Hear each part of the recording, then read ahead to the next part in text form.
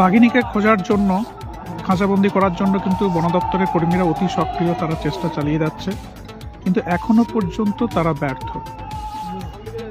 একটি ঘুমপাড়ানি গুলি তাকে করা হলেও সেই গুলি তার গায়ে লেগেছে কিনা স্পষ্ট নয়। অর্থাৎ বন দপ্তরের লক্ষ্যভ্রষ্ট নিয়ে কিন্তু প্রশ্ন উঠছে এখনো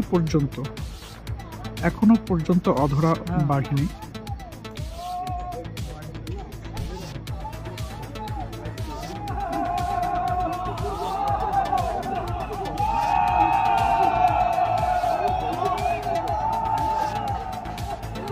যে জায়গাটির মধ্যে বাঘিনী রয়েছে সেই জায়গাটি ডবল নেট দিয়ে ঘেরা রয়েছে বন দপ্তরের পক্ষ থেকে। সেই ছবি আমি দেখাচ্ছি, নেট দিয়ে ঘেরা রয়েছে। প্রায় 300 মিটারের মতো জায়গা নেট দিয়ে ঘেরা রয়েছে এবং এর মধ্যেই বাঘিনী রয়েছে।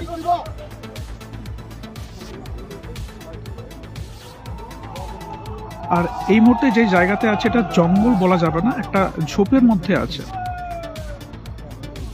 একদম গ্রাম সংলগ্ন একটি ঝোপ 300 মিটারের মধ্যে রয়েছে।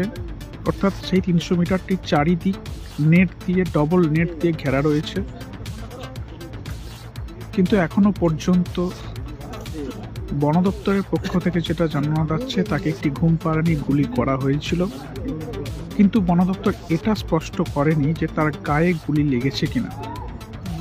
যদি গায়ে গুলি লাগতো হয়তো তাকে এতক্ষণ খাঁচাবন্দি করা সম্ভব হতো, কিন্তু এখনো পর্যন্ত খাঁচাবন্দি করা সম্ভব হয়নি।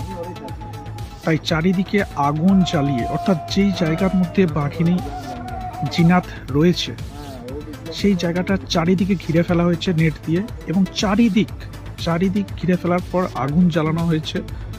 বন দপ্তরের একাধিক আধিকারিক কর্মী এখানে উপস্থিত রয়েছে। শুধুমাত্র যে পশ্চিমবঙ্গ থেকে আছে এমনটা নয়, উড়িষ্যা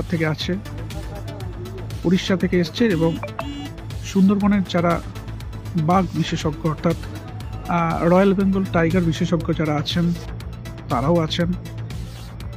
বাঁকুড়া জেলার পক্ষ থেকে যারা বনকর্মী আছেন তারা আছেন, পুরুলিয়া থেকে আছেন, উড়িষ্যা থেকে এসছেন। কিন্তু প্রায় 7 দিন ধরে পুরুলিয়াতে থাকার পর আজ সকাল থেকে বাঁকুড়া জেলাতে রয়েছে জিতান। তো জিনাত থাকার পরেও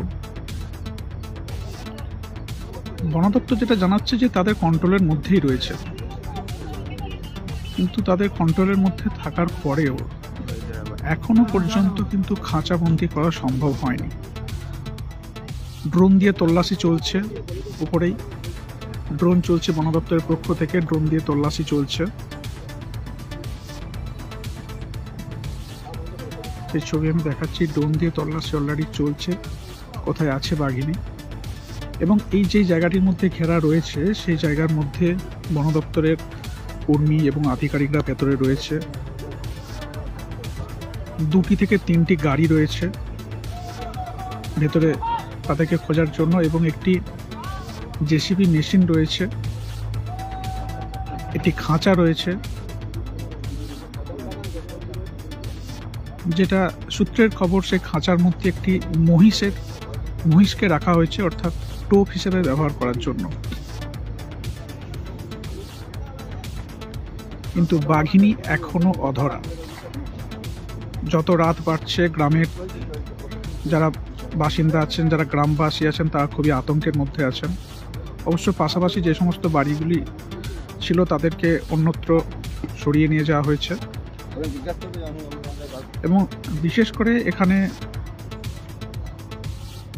যে সমস্ত স্কুলগুলি ছিল সেই স্কুলগুলিও সরকারিভাবে বন্ধ রাখা হয়েছে।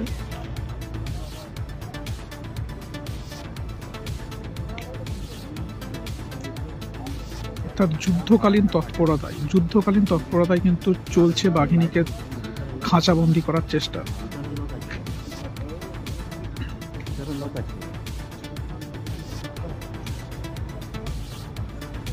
কিন্তু এখনো পর্যন্ত অধরা। আদেও কি আজ খাঁচাবন্দি করতে পারবে বাঘিনীকে বন দপ্তর? সেটাই কিন্তু এখন সবচেয়ে বড় প্রশ্ন।